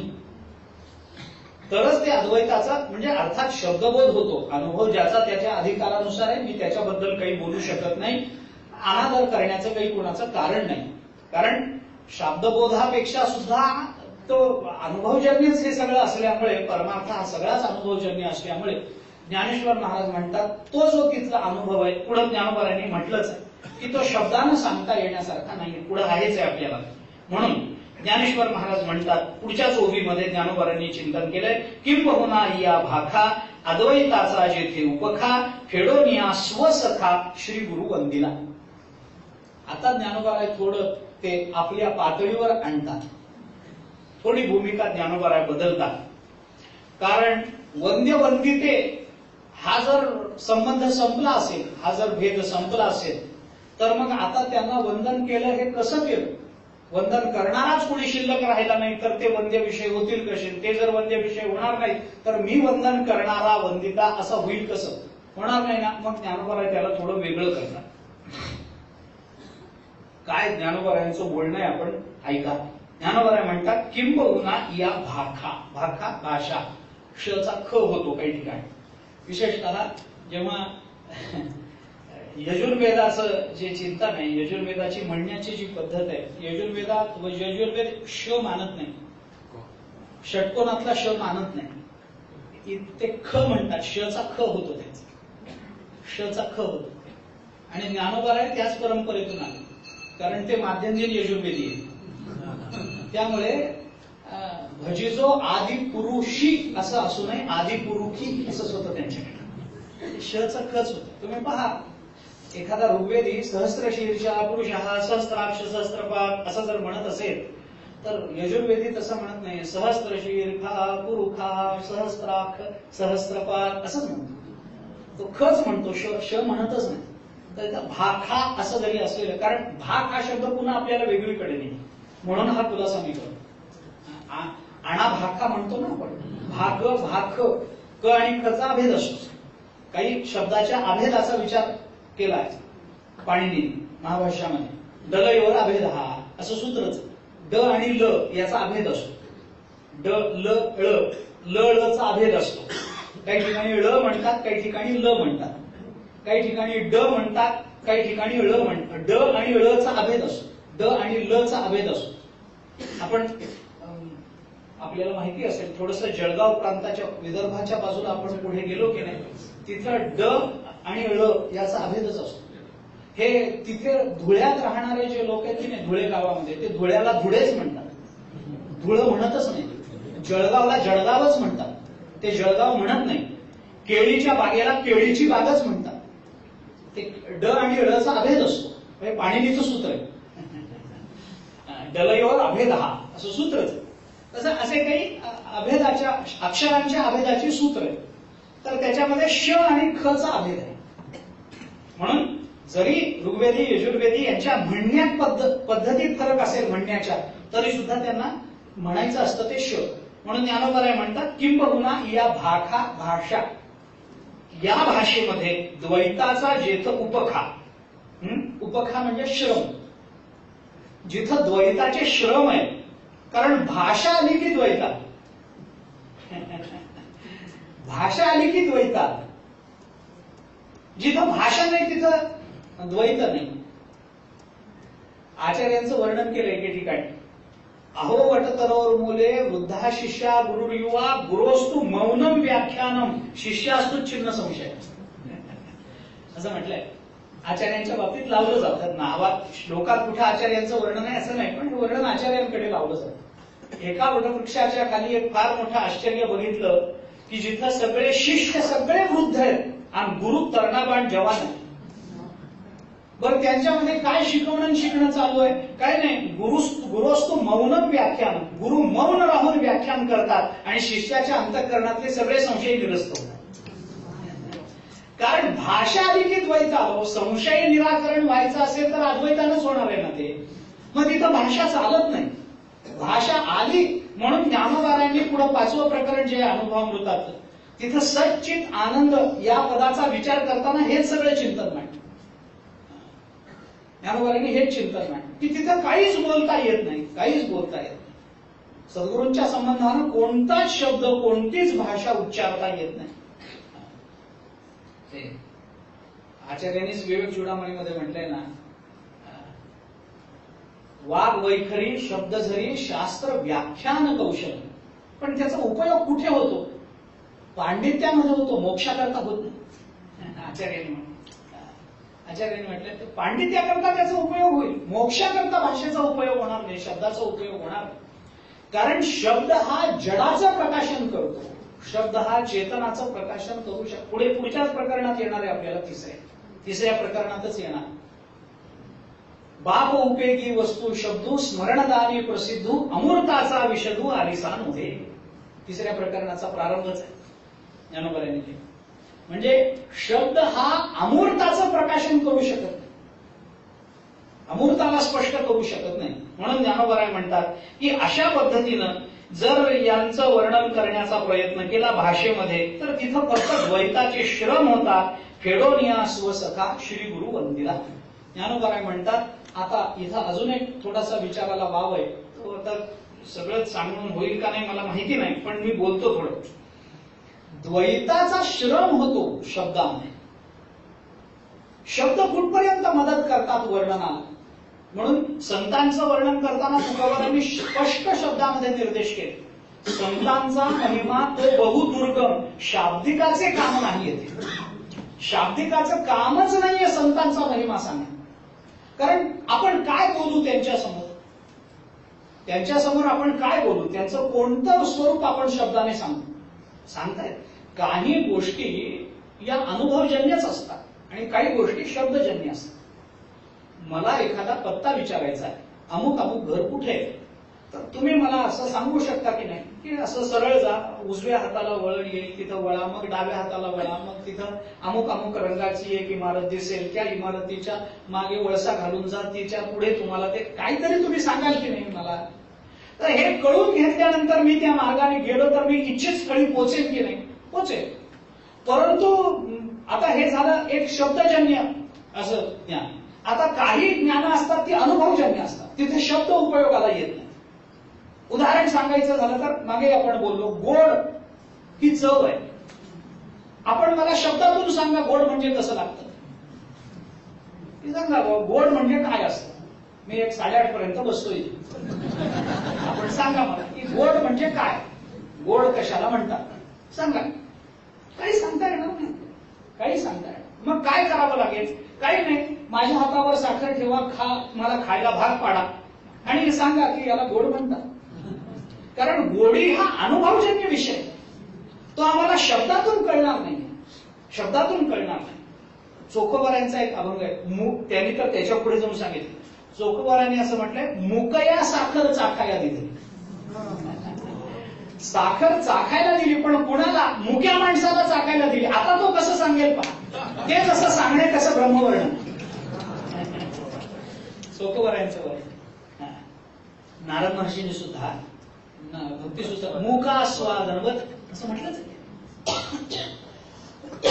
भक्तिसूत्रात. मुकास्वादनवत, मुक्या माणसाला साखर खायला दिली, त्याला विचारलं, संपलं ना. शब्दाचा आधारच नाही हो कुठे, काय शब्द, कारण शब्द वापरायचे म्हटले की आपल्याला द्वैतात पडावं. आणि हा विषय तर असा आहे सद्गुरूंच्या संबंधाने, तिथं द्वैताचा संबंधच नाही. तर द्वैत हा ज्ञानोबारांनी उपखा शब्द वापरला, याच्यावरून ओळखूच यावं की द्वैताने फक्त परिश्रम होतात, बाकी काही नाही. ज्ञानोबारांनी उपखा शब्द वापरला, त्याच्याने फक्त श्रम होता. सांगायचा प्रयत्न केला, प्रयत्न केला, प्रयत्न केला, तुम्हाला श्रम होतील 8:30 पर्यंत. शेवटी तुम्ही इतकंच म्हणून जाल, काय माणूस आहे याला गोड कळत नाही असं म्हणाल आणि उठून जाल. पण मला तरीही गोड कळणार नाही जोपर्यंत मी साखर खाणार नाही. अनुभवजन्य असतं. म्हणून ज्ञानोबाराय म्हणतात की अशा पद्धतीनं म्हणून या भाखा, ज्ञानोबारायांची भाषा, द्वैताचा जेथ उपखा फेडोनिया स्वसखा श्री गुरु वंदिला. ज्या भाषेमध्ये केवळ बोलण्याचे श्रम आहेत अशी भाषा आणि ते द्वैताचे श्रम हा उपखा झाला. पण ज्ञानोबाराय म्हणतात ते सगळे श्रम फेडोनिया आमच्या सद्गुरूंनी फेडून टाकले. श्रम करायची तेव्हाच तयारी असते माणसाची जेव्हा श्रमातून फल प्राप्त होत असते. फलाची प्राप्ती न होता श्रम करण्याची कुणाचीही तयारी नाही, कुणाचीही तयारी नाही. विहिरीमध्ये पाणी आहे आणि पोहऱ्याने ते पाणी बाहेर काढायचे श्रम आहेत, तर ते श्रम कधी, जेव्हा पोहऱ्यामध्ये पाणी येईल आणि त्या पाण्याने आमची तहान भागेल तेव्हा. विहिरीमध्ये सगळा कचरा भरला आणि लोकांना सांगितलं आपण पाणी काढून प्या, तर कोणी तिकडे जाणार नाही. विनाकारण श्रम करायची कुणाची तयारी नसते. तुकाराम महाराजांनी म्हटलंय, आई करी आईसी धावा धावी चित्त लावी चरणापे. आम्ही धावाधाव करायला तयार आहोत देवा, पण आमचं चित्त तुमच्या चरणाला लागत असेल तर.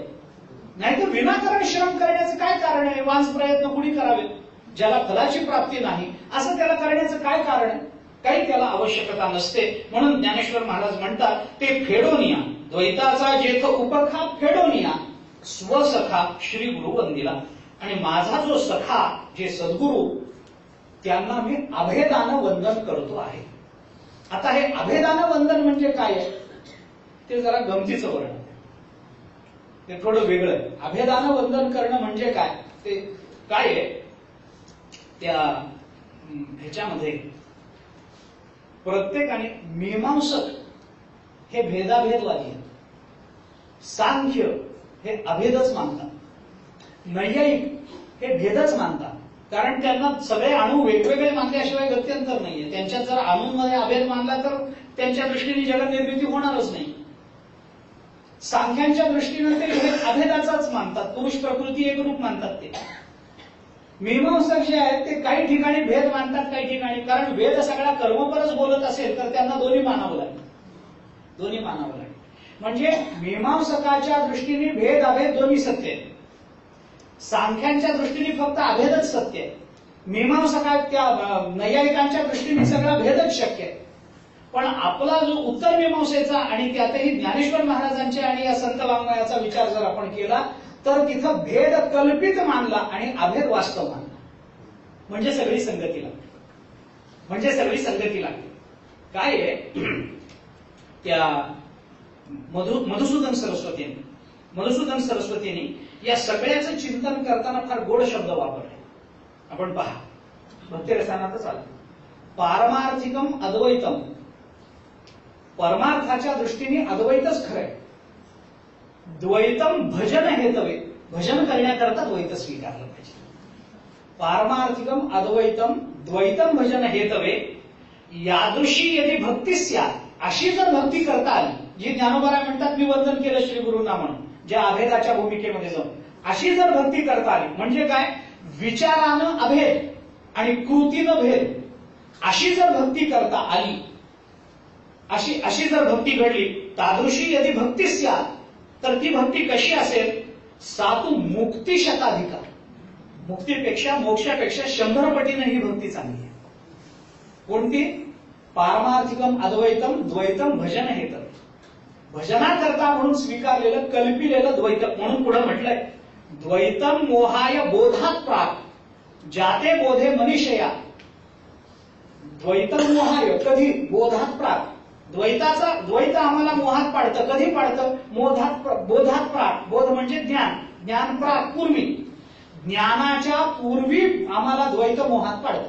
द्वैतम मोहाय बोधात प्राप्त, पण जाते बोधे मनीषय, पण ज्या वेळेला हा बोध प्राप्त होतो त्यावेळेला आम्हाला कोणतंही द्वैत मोहात पाडू शकत नाही. ज्या वेळेला बोध झाला त्यावेळेला अर्जुनाने कबूल केलंय, नष्टो मोह, आमचा मोह गेलाय, आता आमच्या अंतःकरणामध्ये कोणताही मोह राहिला नाही देवा. तत्र को मोह हा कशोक हा एकत्व अनुपश्यत हा उपनिषद बोलतो. तिथं कुठला मोह कुठला शोक, जेव्हा एकत्वाचं दर्शन होतं. आणि म्हणून मधुसूदन सरस्वती म्हणतात की अशा पद्धतीने द्वैतम मोहाय बोधात प्राप्त जाते बोधे मनीषया भक्त्यर्थम भावितम द्वैतम अद्वैतादपि सुंदरम. भक्ती करता भावितम कल्पितम असे दोन्ही पाठ आहेत, पण भावितम हा पाठ ग्रंथातला. तर आपण तसं म्हणा, भक्त्यर्थम कल्पितम द्वैतम अद्वैतादपि सुंदरम. भक्तीसाठी कल्पिलेलं, याच्या खाली 10-12 रेखा मार. भक्तीसाठी कल्पिलेलं द्वैत हे अद्वैतापेक्षा सुंदर. अद्वैत आम्हाला सौंदर्याचं दर्शन घडवत नाही, सौंदर्याचं दर्शन द्वैतातच घडेल. पण ते द्वैतात सुंदरते ध्यान म्हणण्याकरता त्या ध्यानाच्या समोर उभं राहावं लागेल, तो कल्पित भेद स्वीकारावा लागेल. मग तुम्ही अभेदानं म्हणा, तुका म्हणे माझे हेची सर्व सुख, इथं अभेद येऊ द्या. पण कल्पित भेद मानताना रूप पाहता लोचनी सुख झाले व साजणी हे म्हणा, आणि त्याचा अभेद सांगताना सर्व सुखाची आगर बाप रुक्मा देवी हेच म्हणावं. हा पारमार्थिकम अद्वैतम द्वैतम भजन हेतवे असंच. त्या भक्तिरसामृत सिंधुकाराने भक्तीची लक्षणं सांगताना हे एक लक्षण सांगितलं. त्याच्यामध्ये क्लेशग्नी शुभदा मोक्ष लघुताकृत सुदुर्लभा सांद्रानंद विशेषात्मा श्रीकृष्णा दर्शिनीच्या साथ. इतकी लक्षण आहेत भक्ती कशी असते हे सांगण्यात. क्लेशग्नी, क्लेशाचा नाश करणारी, शुभदा, मोक्षालाही लहान करणारी. त्याच्यात त्यांनी सांद्रानंद विशेष सांगितलं. भक्तीचा सांद्रानंद विशेष सांगताना त्यांनी असं वर्णन केले त्याच्यामध्ये की ब्रह्मानंदो भवे देश चेत परार्थ गुणीकृत नैती भक्ती सुखांबोधे परमाणू तुला मती. ब्रह्मानंद, परब्रह्म स्वरूपाचा आनंद तो घ्यायचा आणि त्याला एका परार्धानं गुणायचं. ब्रह्मानंदो भवे एष, एष ब्रह्मानंद हा परार्ध गुणीकृत चेत, जर त्याला एका परार्धानं गुणलं, परार्ध म्हणजे तेच माहित नाही, लक्ष कोटी, आपण दशमान पद्धतीनं आकडे मोजतो की नाही. अंकाना वामतो गती ही असा बीजगणिताचा नियम आहे. अंकाची गती उलट्या बाजूने असते. एकम दहम शतम सहस्त्र दशहस्त्र लक्ष दशलक्ष कोटी शंख खर्व मोजत मोजत जातो ना आपण, त्याच्यामध्ये परार्ध ही एक संज्ञा आहे. एक आकडा काढून त्याच्यावर 17 शून्य दिले की त्याला एक परार्ध म्हणतात. म्हणजे एकूण 18 आकडी संख्या झाली.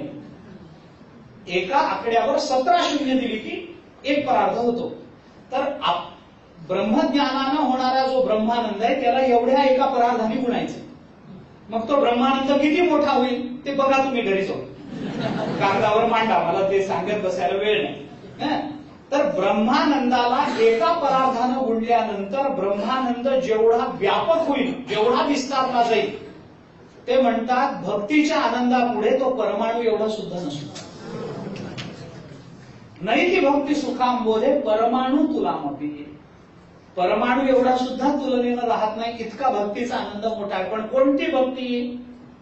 कल्पित भेदात केलेली भक्ती. भक्त्यर्थम कल्पितम किंवा भावितम द्वैतम अद्वैतादपि सुंदरम, हे या अर्थाने अद्वैतादपि सुंदरम असं.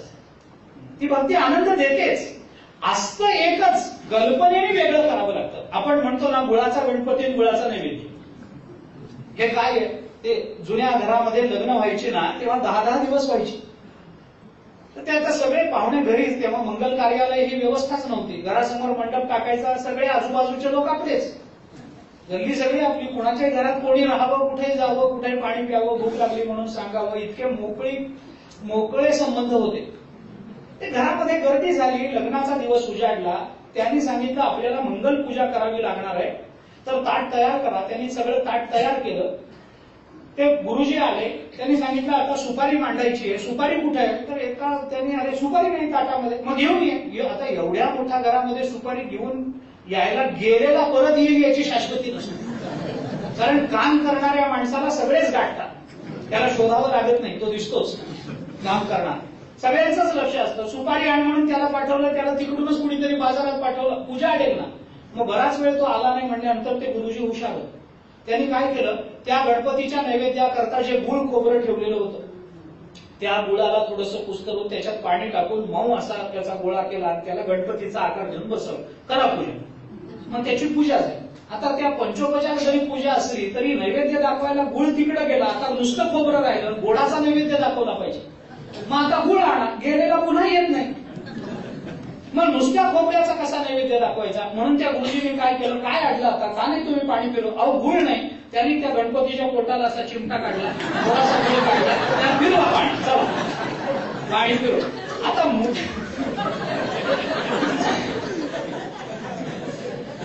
मुद्दा असा आहे की नैवेद्य आणि गणपती एक आहेत का दोन आहेत? हा मुद्दा आहे. तर ते कल्पनेने दोन आहेत पण स्वरूपाने एक आहेत. कसं असलं? ज्ञानोबा म्हणतात आम्ही केलेलं वंदन हे असं आहे, असं आम्ही केलेलं वंदन आहे. म्हणून किंबहुना या भागात द्वैताचा जेथे उपकार फेडोनिया, ते द्वैताचे परिश्रम घालवले पण कल्पनेतलं द्वैत मात्र शिल्लक ठेवलं. श्रम गेले म्हणजे आनंद मिळाला, आनंद घेतला पण द्वैत शिल्लक ठेवले. आणि अशा पद्धतीनं तो स्वसखा आम्ही वंदिला, तो आमचा जो सखा आहे त्याला आम्ही वंदन केलेलं आहे. आता हे सगळं सांगताना काय वेदांताच्या दृष्टीने आपण करू तेवढं चिंतन कमी आहे, पण अभेदानं वंदन केलं एवढं आता लक्षात घ्या. ज्ञानोबारांनी आपल्या सद्गुरूंना इथं स्वसखा म्हटलं. इतका वेळ त्यांना गुरु म्हणणारे ज्ञानेश्वर महाराज एकदम सख्यत्वाच्या पातळीवर उतरतात. तर इथे स्वसखा म्हणण्याचा काय हेतू असेल याचा एक विचार. सखा शब्द काय सांगतो? सखा शब्दाने काय सूचित करायचं? सख्यत्व कधी असतं? जेव्हा कुठेतरी समानत्व येतं तेव्हा सख्यत्व येतं. असं आहे.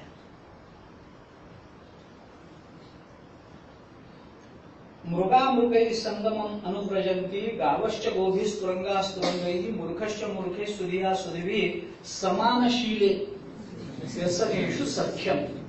सख्यत्व हे समानशीलतेत नांदते. मग सख्यत्व म्हणण्यात ज्ञानोबारांचा हेतू काय? आता ते आणि आम्ही समानशील झालो आहोत. म्हणून सख्यत्व निर्माण झालं. आतापर्यंत कसं होतं, ते गुरुच होते, आम्ही शिष्यच होतो. आम्ही बंधन करायला गेल्यानंतर त्यांची कृपादृष्टी अशी पडली की आम्ही त्यांच्या रूपाला प्राप्त झालो, स्वरूपाला प्राप्त झालो. आता आम्हाला तो व्यवहार करता येणार नाही. आता आम्हाला गुरु म्हटलं की भेद निर्माण केल्याचं पाप आम्हाला लागेल. म्हणून काय म्हणायचं, सखा म्हटलं की आम्ही दोघेही समान आहोत पण तरीही व्यवहार घडतो आहे हे सांगण्याचा उद्देश. म्हणून स्वसखा असं काय असतं, विशिष्ट अवस्थेला पोहोचलं की काही व्यवहार बदलावे लागतात. मी भागवतातलं उदाहरण आपल्याला सांगतो. भगवान श्रीकृष्णाने घरामध्ये चोरी केली म्हणून यशोदा मातेने त्यांना उखळाला बांधलं. दामबंधन लीला म्हणून भागवतामध्येही प्रसिद्ध आहे. तर ही लीला आता ही सुरू केली म्हटल्यावर ही संपवल्याशिवाय थांबता येत नाही, असा भागवताचा नियम आहे. भगवंताला जिथं बांधलेलं असतं तिथं सोडल्याशिवाय त्या दिवशीची कथा संपवता येत नाही, असा भागवताचा नियम आहे. आपलं भागवत नसलं तरी नियम तोच आहे म्हणून सांगतो. तर हे सख्यत्व आपल्याला बोलायचंच आहे, उद्या बोलतोच मी त्या संबंधात. पण गंमत ही आहे की ते भगवंताला बांधून टाकले, ते उखळाला बांधले. तर ते उखळाला बांधलं म्हटल्यानंतर ते उखळ ते त्याच्यावर फार चांगले श्लेष केले, फार चांगले त्याचा भाव प्रकट केला भक्तांनी. उखळ म्हणजे कोण आहे, ते दगडाचं कांडायचं उखळ म्हणून ते उखळ नाही आहे. मग ते उखळ कोण आहे, उत्कर्ष पावलेला खळ म्हणजे उखळ. त्याला भगवंताला बांधून टाक. भगवंताला त्याने उखळाने असं विचारलं की देवा, तुम्ही चोरी केली म्हणून तुम्हाला बंधन प्राप्त झालं हे मान्य आहे, कारण चोरी करणारा बंधनात पडतोच. पण माझा काही संबंध नसताना मी का बंधनात पडलो, कारण देवाला बांधल्यामुळं हाही देवाला बांधला गेला की नाही, तर मला बंधन कशा करता.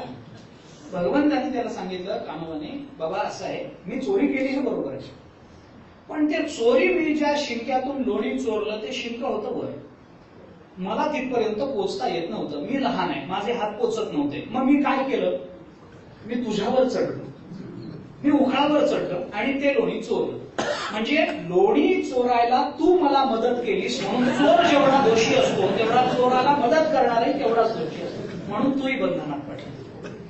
एका भक्ताने याच्यातला भाव असा काढलाय की भगवंतानी ते लोणी घेतलं, नंतर ते माकडांना वगैरे वाटून टाकलं. तर त्या भक्ताने असा भाव त्याच्यातून प्रकट केलाय की दुसऱ्याला मदत करायची असेल आणि त्याच्याकरता आपल्याला काही मिळवायचं असेल तर खळाची मदत घ्यायलाही हरकत नसते, पण ती घेताना आपण त्याच्या डोक्यावर पाय ठेवला पाहिजे, त्याला आपल्या डोक्यावर पाय ठेवून न देता, नाहीतर मग आपण अंकित होतो.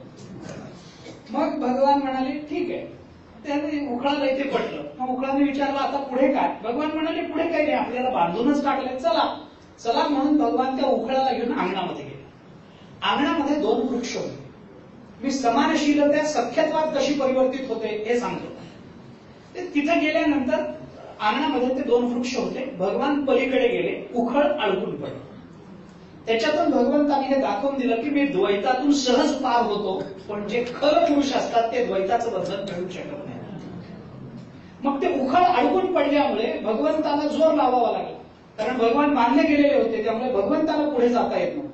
म्हणून भगवंतानी जोर लावल्यानंतर ती दोन्ही झाडं उन्मळून पडली आणि उखळ भगवंताकडे गेलं, त्या दोन्ही झाडातून पलीकडे गेलं. त्याच्यातून भगवंताने हे दाखवून दिलं की जरी आपण खळ असलो तरी भगवंताशी जर बांधले गेलो तर भगवान आपल्याला द्वैतातून बाहेर काढतात. अपिचेत सुदुराचारो भजते माम अनन्य भाग साधुरेव समंतव्य हा सम्यक व्यवसितो सहा हा गीतेचा श्लोक इथं उपयोग. तर भगवंताने ती झाडं दोन्ही पडली. पडल्यानंतर ती झाडं कोण, काय, त्यांचं पूर्वचरित्र काय, ते नरकुबेर आणि मणिगिरी नावाचे 2 गंधर्व होते. ते गंधर्व तिथनं बाहेर पडले. त्यांनी भगवंताला हात जोडून नमस्कार केला, हात जोडून नमस्कार केला. हा नमस्कार बघितल्यानंतर ते आता उखळ भगवंताशी बांधल्या गेलेलं द्वैतातून पलीकडे गेलेलं असल्यामुळे त्याच्या अंतःकरणामध्ये भक्ती निर्माण झाली होती. ते हे 2 गंधर्व ज्यांना भगवंतानी या वृक्ष योनीतून मुक्त केलं, त्या 2 गंधर्वांनी हात जोडल्याबरोबर उखळ त्यांना रागवलं आणि उखळ म्हणाले तुम्हाला लाज वाटत नाही, ज्यांनी आपल्याला बंधमुक्त केलं त्यांच्यासमोर हात जोडतात निघून जातात, त्याच्या चरणावर मस्तक ठेवा ना. त्यावेळेला त्या 2 गंधर्वांनी असं सांगितलं, नमस्काराच्या काही पद्धती असतात. आपल्यापेक्षा लहानाला नमस्कार करता येत नाही, आशीर्वाद द्यावा लागतो. पण आपल्यापेक्षा जो मोठा असतो त्याला हात जोडून नमस्कार करावा लागत नाही, त्याच्या चरणावर मस्तक ठेवावं, त्याला साष्टांग नमस्कार घालावा, हे मान्य आहे. पण जेव्हा दोन समान माणसं एकत्रित भेटतात, दोन पुरुष समानत्वानं भेटतात, त्यावेळेला रामराम करतात, हात जोडतात, एकमेकांना नमस्कार करतात. तर त्या दोघांनी गंधर्वांनी असं सांगितलं, ज्या वेळेला आम्ही वृक्ष योनीत होतो आणि हा परमात्मा होता, तेव्हा आम्ही लहान होतो आणि हा मोठा होता, त्यावेळेलाच आम्ही त्याला उन्मळून पडली ना ती वृक्ष, त्यावेळेला आम्ही त्याला दंडवत घातलाच आहे, कारण त्यावेळेला आम्ही लहान होतो. पण त्याच्या कृपेनं आम्ही मुक्त झालो, त्याच्यामुळे आता आम्ही ब्रह्म आहे आणि तोही ब्रह्म आहे, म्हणून नुसता हात जोडतो. हरिसुरीने हा भाव व्यक्त केलाय भक्ती रसायन, हरिसुरींच्या भक्ती रसायनात. मग हे मी का सांगितलं आपल्याला, की सख्यत्व निर्माण झालं की तिथं अधिकाराचं द्वैत राहत नाही, पण व्यवहाराचं द्वैत कल्पावं लागतं. म्हणून ज्ञानोबारा इथं स्वसखा असा शब्द ज्ञानोबा भगवान आपल्या सद्गुरूंना लावतात. दुसरा एक विचार त्याच्यातला असा आहे, सखा शब्दाचा विचार करताना अमरकोशही आपण पहा आणि हेमचंद्राचाही कोश आपण पहा.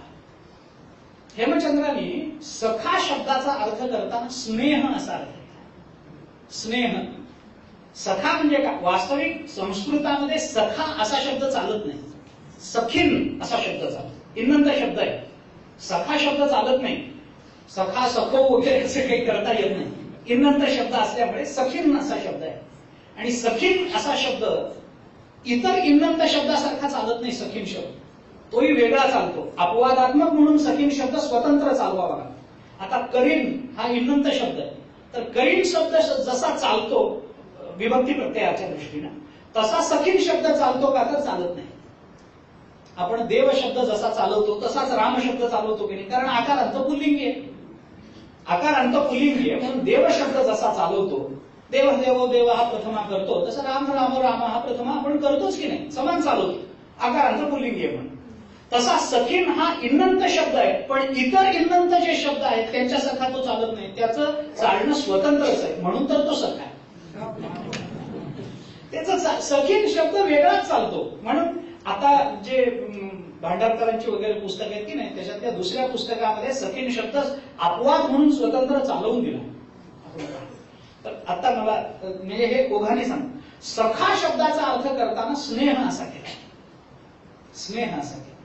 आता ज्ञानोबरायांच्या ओवीचा आपण विचार करा, आपल्याला तर सगळाच अर्थ कळून जाईल.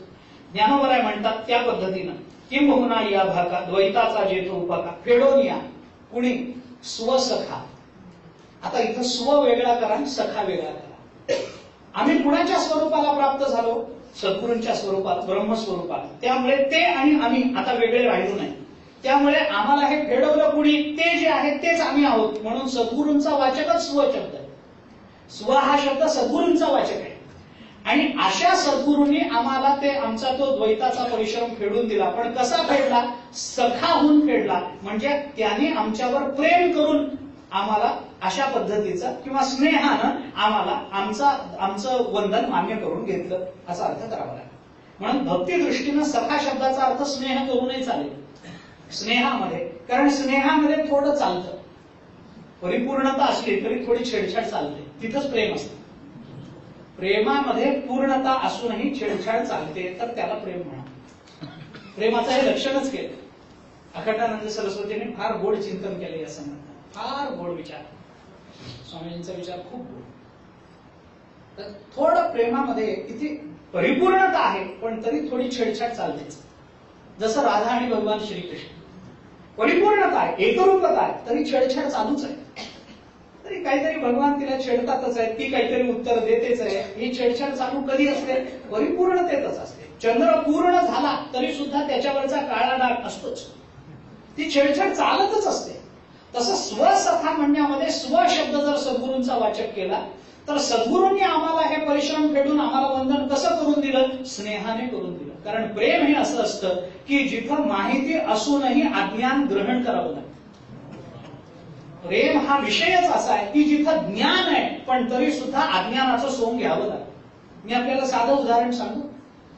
लहान मूल आहे, ज्ञानोबा यांनी दिलं 9व्या अध्यायाची सुरुवात.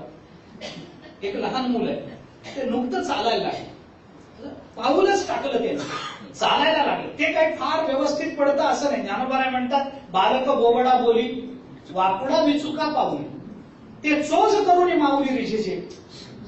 तर ते वेडवाकडं चालतं, वेडवाकडं बोलतं.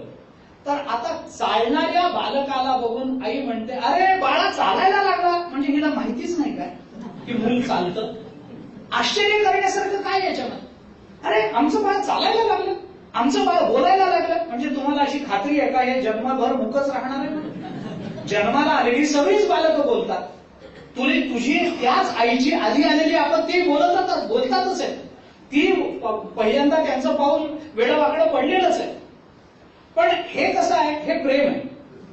त्या प्रेमामध्ये आपलं मूल चालणार आहे याचं ज्ञान असूनही आई आश्चर्य दाखवते, त्याला कारण प्रेम आहे.